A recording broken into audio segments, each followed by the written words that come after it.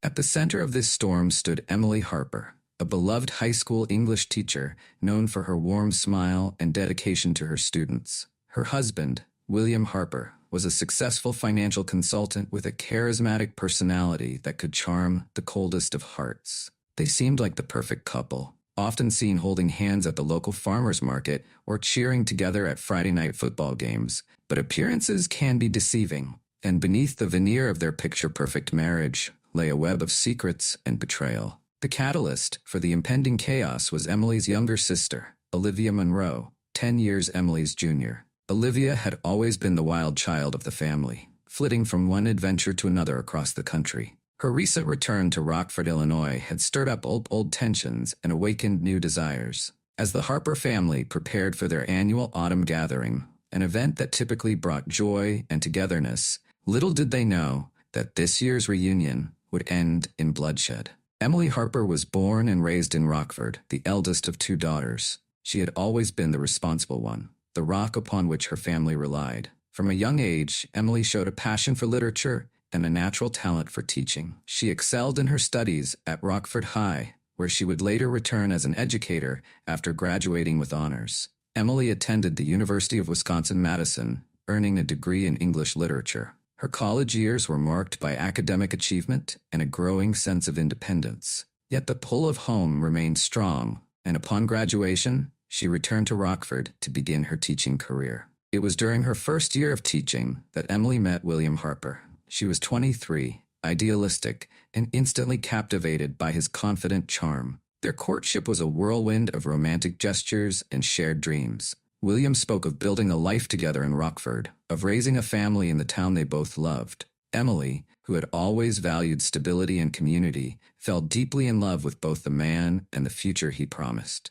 They married after a year of dating, in a ceremony the town still talked about years later. Emily threw herself into being the perfect wife, just as she had been the perfect daughter and student. She balanced her teaching career with supporting William's ambitions, always putting others before herself. For years, she believed she had achieved the happily ever after she had always dreamed of, unaware of the cracks forming in the foundation of her marriage. William Harper came from old money, his family among the founders of Rockford. The Harpers had a reputation for being charming, successful, and slightly dangerous. William grew up with the weight of these expectations on his shoulders, the pressure to maintain the family legacy ever present. As a child, William was known for his mischievous smile and ability to talk his way out of trouble. These traits served him well as he grew into a handsome young man with a silver tongue. He breezed through high school more on charm than academic effort, and while he attended college, he never quite found his passion in academics. Returning to Rockford after a lackluster college experience, William joined his father's financial consulting firm. He quickly proved to have a natural talent for making deals. His charisma and local connections made him one of the top consultants in the county. William reveled in his success, enjoying the status and admiration it brought him. When he met Emily, William saw in her everything he lacked: stability, intellectual depth, and genuine goodness. He pursued her with the same intensity he applied to closing a difficult deal. In Emily, he believed he had found the missing piece that would make him truly worthy of the Harper name. Yet, beneath William's polished exterior lurked insecurities and desires he couldn't quite quell. The thrill of the chase, whether in business or his personal life, was something he found hard to resist. As the years passed, the excitement of his marriage to Emily began to wane, leaving him vulnerable to temptation. Olivia Monroe had always been a free spirit, much to the chagrin of her parents and the fascination of the townspeople.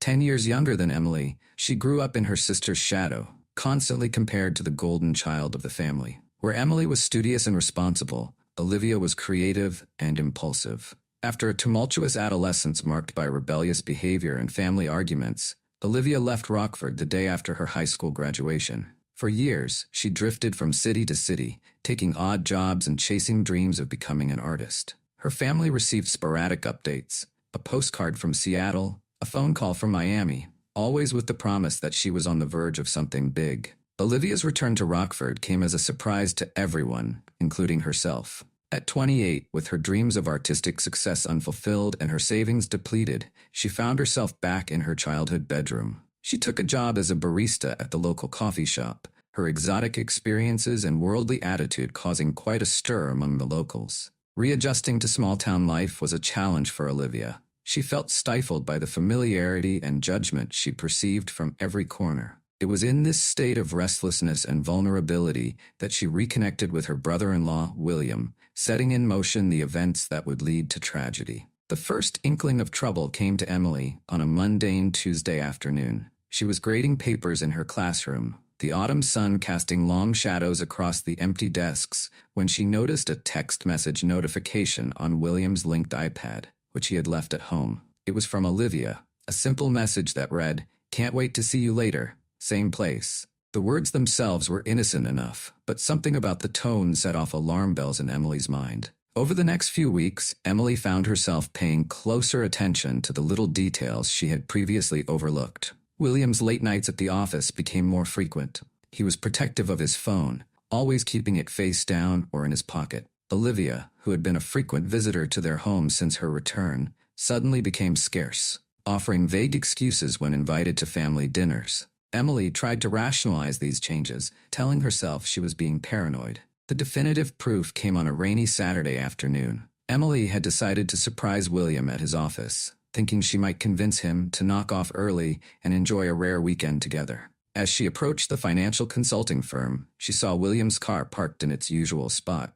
But as she drew closer, she noticed another familiar vehicle, Olivia's beat-up Volkswagen Beetle, parked discreetly around the corner. Heart pounding, Emily approached the office building. Through the rain-streaked window, she could make out two figures in William's private office.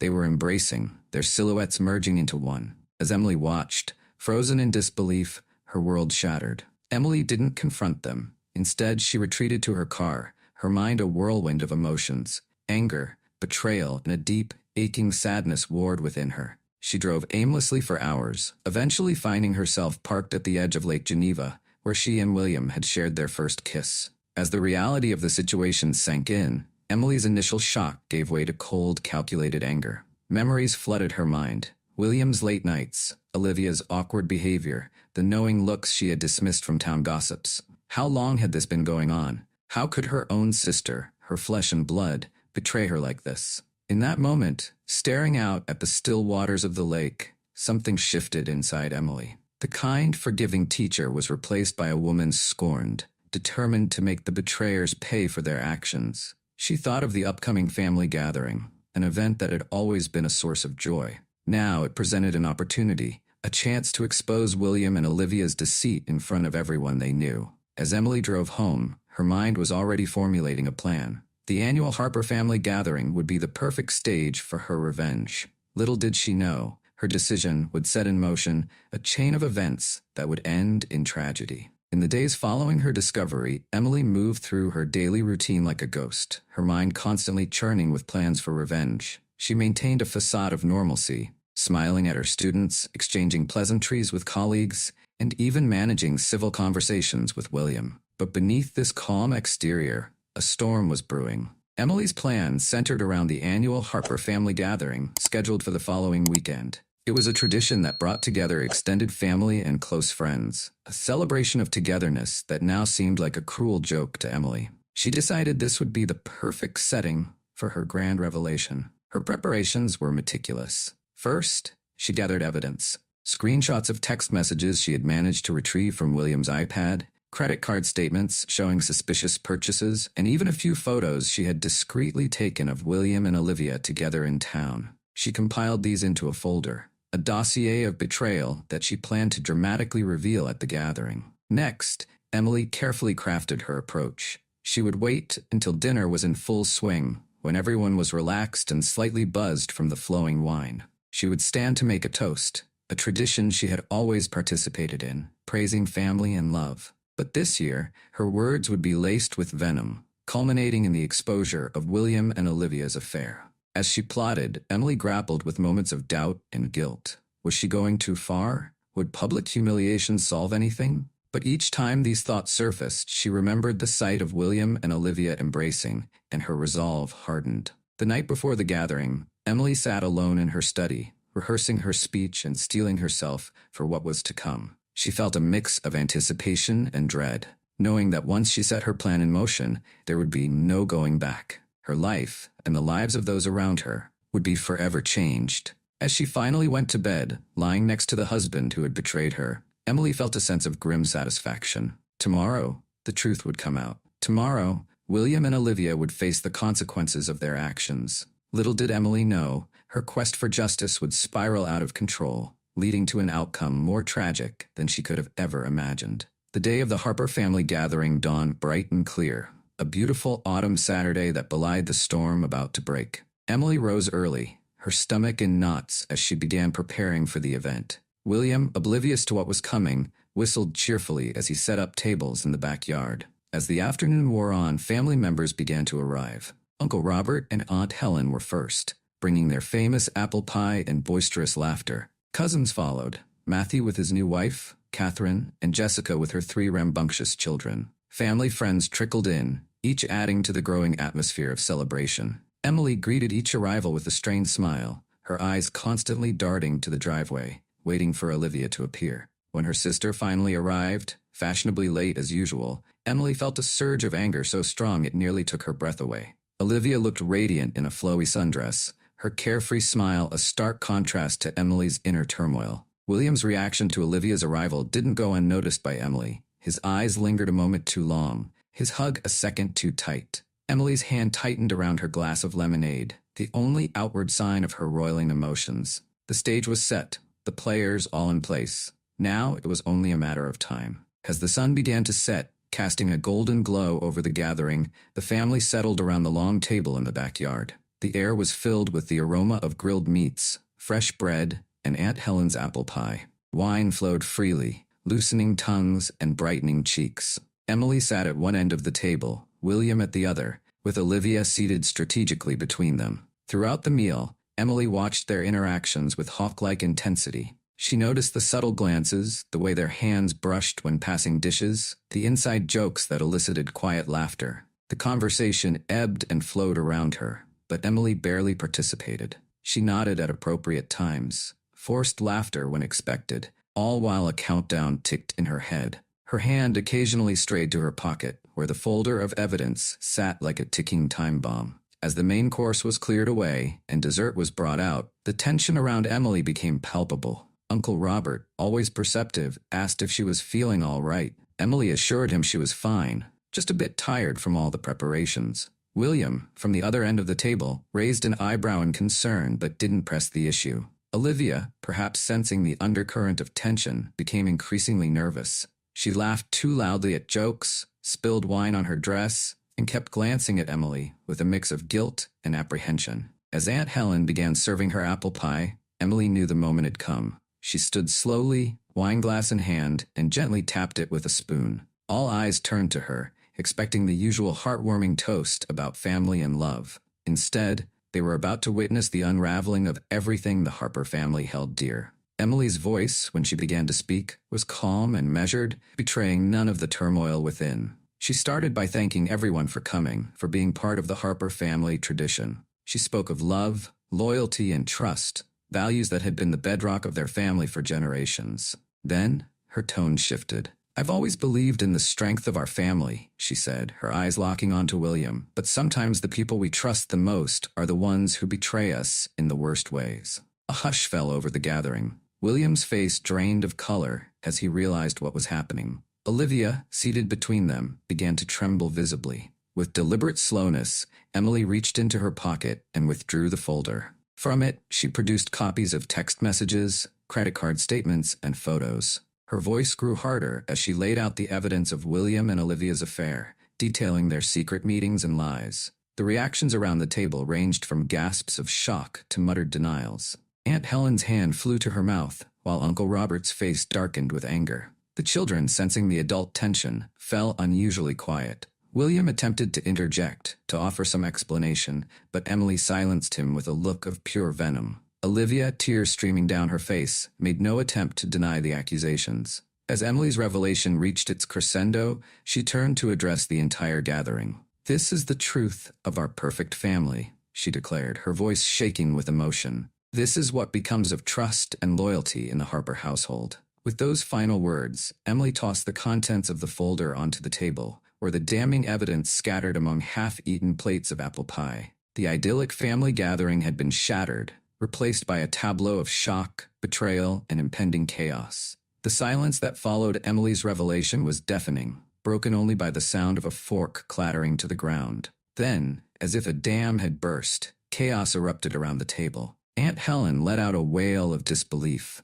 while Uncle Robert's face turned a dangerous shade of red as he lunged toward William. Matthew quickly intervened, restraining his father from doing something he might regret. The children, sensing the gravity of the situation, began to cry, adding to the cacophony of shouting and recriminations. Jessica hurriedly gathered her kids, ushering them inside the house and away from the unfolding drama. Catherine sat frozen in shock, her eyes darting between William and Olivia, as if seeing them for the first time. Other family friends muttered among themselves, some edging away from the table, unsure whether to leave or stay. Amidst the uproar, William remained seated, his head in his hands, while Olivia sobbed uncontrollably, mascara streaking down her face. Emily stood at the head of the table, a mixture of vindication and despair washing over her as she watched her family splinter before her eyes. As the initial shock began to subside, William finally found his voice. He stood, hands raised in a placating gesture, and attempted to address the gathering. His usual charm deserted him as he stumbled over his words, trying to explain, to justify, to somehow mitigate the damage done.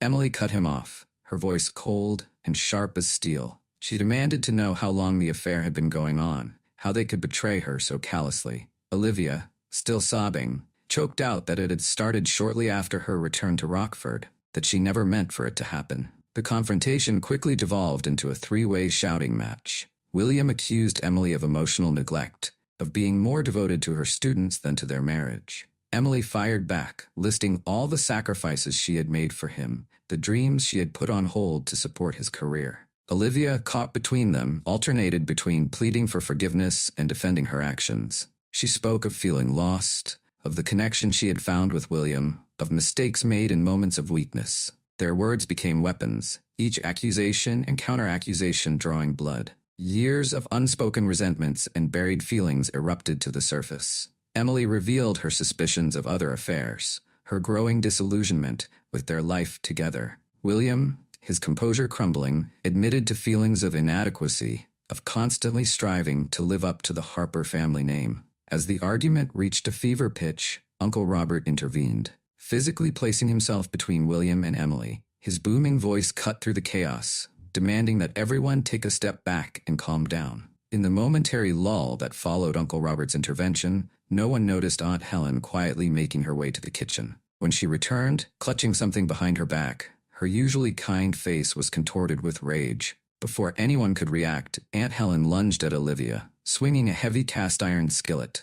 The blow caught Olivia on the side of her head with a sickening thud. She crumpled to the ground, blood quickly pooling around her still form. The scene exploded into pandemonium. Emily screamed, a primal sound of horror that cut through the shocked silence. William rushed to Olivia's side, cradling her limp body and yelling for someone to call an ambulance. Uncle Robert wrestled the skillet from Helen's grasp as she stood there, dazed, as if she couldn't quite believe what she had done. Matthew, his face ashen, fumbled with his phone, hands shaking as he dialed 911. In the chaos, no one immediately noticed Emily slipping away from the scene. As sirens wailed in the distance, growing louder with each passing second, she moved through the house in a daze, her mind struggling to process the horrific turn of events. The arrival of the ambulance and police shattered the last vestiges of normalcy in the Harper household. Paramedics rushed to attend to Olivia, their urgent voices and swift movements, a blur of activity in the blood-stained backyard.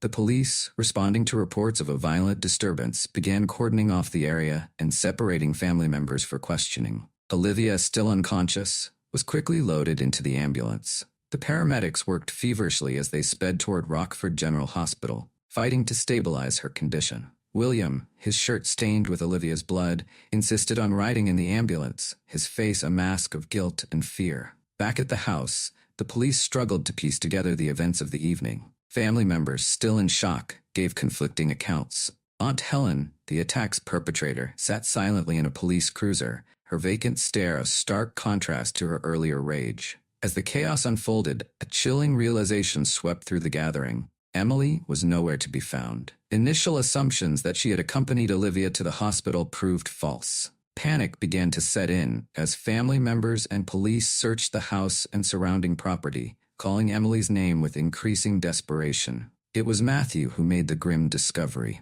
Following a hunch, he made his way to the old boathouse by Lake Geneva, a short distance from the Harper property. There he found Emily's body hanging from the rafters, a hastily scribbled note clutched in her lifeless hand. The note, tear-stained and barely legible, spoke of unbearable pain and betrayal. Emily's final words expressed regret for the hurt she had caused, but also a deep-seated anger at the betrayal that had driven her to this point. She had never intended for violence to erupt, never imagined the devastating consequences of her revelation. As word of Emily's suicide spread, a pall of grief and guilt descended upon the family. The flashing lights of emergency vehicles illuminated faces contorted with anguish. The once joyous family gathering was now irreversibly shattered. At the hospital, doctors fought to save Olivia's life. Her condition was critical due to the severe head trauma. William, relegated to the waiting room, was confronted with the full weight of his actions and their tragic consequences. In the span of a few hours, the Harper family had been torn apart by betrayal, violence, and death. The quaint town of Rockford, once known for its tranquility, would forever be scarred by the events of this fateful night. The police investigation was thorough and swift. Aunt Helen was arrested and charged with aggravated assault. Despite her age and previously spotless record, the brutality of her attack left little room for leniency. William found himself under scrutiny as well. While not directly responsible for the violence, his affair with Olivia was seen as the catalyst for the entire tragedy. He faced potential charges related to reckless endangerment due to his role in the events leading to the violent outcome. The trial, when it came, was a somber affair. The courtroom was packed each day with Rockford residents, all struggling to comprehend how their picture-perfect neighbors had come to this. The legal proceedings concluded with a series of somber sentences that reflected the tragic nature of the events. Aunt Helen, despite her advanced age and the character witnesses who spoke of her previously gentle nature, was sentenced to 5 years in prison for aggravated assault. However, due to her declining health and the unusual circumstances of the case, the judge allowed for the possibility of home confinement after serving 2 years, pending good behavior and psychological evaluation. William, while not directly charged for Emily's death, did not escape legal consequences. He was charged with reckless endangerment due to his role in the events leading to the violent outcome. The judge, noting the indirect but undeniable link between William's actions and the tragedy that unfolded, sentenced him to 3 years in prison. This sentence was accompanied by a mandatory requirement for extensive psychological counseling and community service upon release, aimed at rehabilitating him and allowing him to make amends to the community he had helped to fracture. As the legal proceedings unfolded, the Harper family retreated from public life. The scandal had torn apart not just their family, but had shaken the entire community's sense of trust and security. The idyllic life that Emily had once envisioned had been obliterated by betrayal, violence, and ultimately, death.